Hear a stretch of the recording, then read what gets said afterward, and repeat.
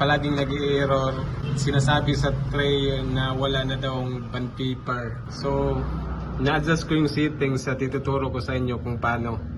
So guys, may bago tayong printer. Ito yung L14150. So, online ko to binili guys sa Shopee. Official store ng Epson. Kaso may defect to. So may factory defect yung bottle kasi niya dito sa lalagyan ng ink. Hindi kasya sa hulmahan niya. Kumbaga itong lalagyan ng ink niya guys. So ang ginawa ko guys, yung dalawa kasing color yung yung hindi kasya yung labi nila sa hulma ng lalagyan ng ink. So pinutol ko na lang yung dito, yung parang hulmahan niya para diretso na isalin doon. Hindi na magiging sagabal to. Ginawa natin yan para magamit natin at matry natin. So minimal, napakaliit lang naman yan ng issue at magawan ng paraan. So kung ibabalik din natin ang hassle na kasi kailangan mo pang i-ship pa rin to sa pinagbilhan natin. So ang liit lang ng issue kaya hindi na natin binalik. So explain ko lang briefly to para maintindihan kasi nung nag-set up ako kagabi, nalilito ako kasi palaging nag-i-error.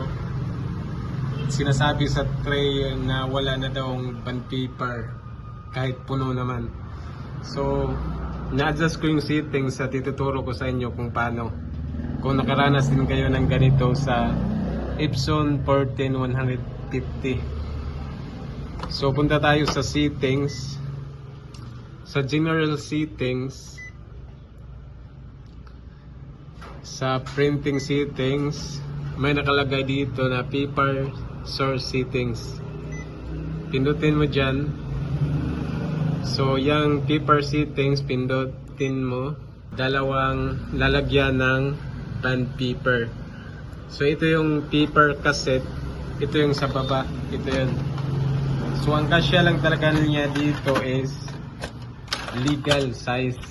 So sa taas naman, yun ang malakihan.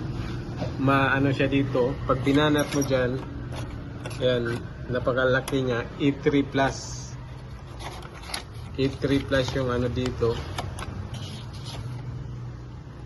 yung size niya dito.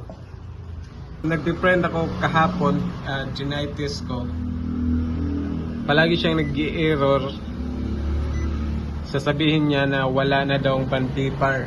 So kailangan lagyan daw ng bond paper kahit puno naman. So kaya pala ganun is nalilito yung system or nalilito yung program kasi ang explanation kasi dito, pag nilagay mo dyan sa legal yung cassette dito sa baba, at syempre doon sa taas is A3 plus yung size doon. Ang explanation dito, lahat ng legal pababa na size pwede siyang kukuha dito.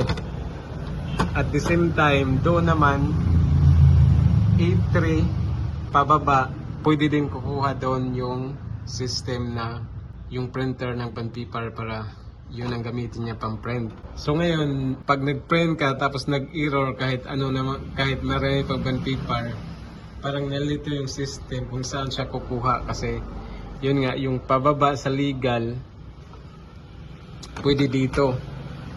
Doon is A3 pababa, sakop niya yung legal short, at ditong legal sakop niya yung E4 liter yung short pababa.